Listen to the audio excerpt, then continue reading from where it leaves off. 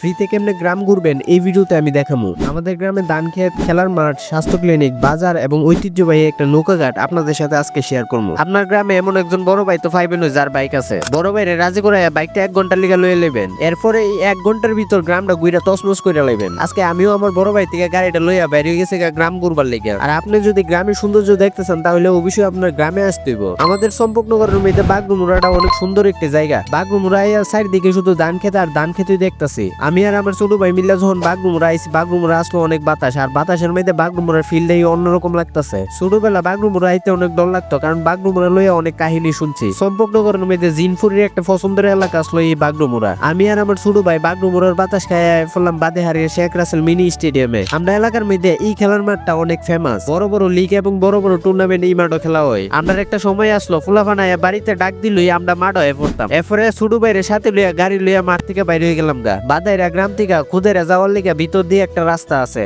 এই রাস্তাটা গ্রামের ভিতর দিয়ে গেছে, এর লিগে এই রাস্তাটা দেখতে অনেক সুন্দর লাগে। আমরা ব্রাহ্মণবাড়িয়া জেলার বিজয়নগর উপজেলার মধ্যে চম্পকনগরের গ্রামটা কিন্তু অনেক সুন্দর। চম্পকনগরের মধ্যে যে কয়টা গ্রাম আছে এই সবগুলা গ্রামই অনেক সুন্দর। এখন আবার পড়ছে উপজেলা স্বাস্থ্য ক্লিনিকে, যেটা আবার আমরা গেরাগাঁও গ্রামে পড়ছে। এটা মূলত 50 শয্যা বিশিষ্ট একটি স্বাস্থ্য কমপ্লেক্স। উপজেলা স্বাস্থ্য কমপ্লেক্সটা আমাদের গ্রামেও আছে। আমাদের গ্রামের মানুষরা অনেক সুবিধা পাইতেছে। ছোটখাটো বিষয় লিয়ে এখন আর ব্রাহ্মণবাড়িয়া যাওয়া লাগে না, সোজা স্বাস্থ্য কমপ্লেক্সে আইসা পড়ে। বিশাল একটা জায়গা লইয়া এই কমপ্লেক্সটা তৈরি করছে, যা দেখতে অনেক সুন্দর লাগে। আর এখানে চিকিৎসার মানও অনেক উন্নত।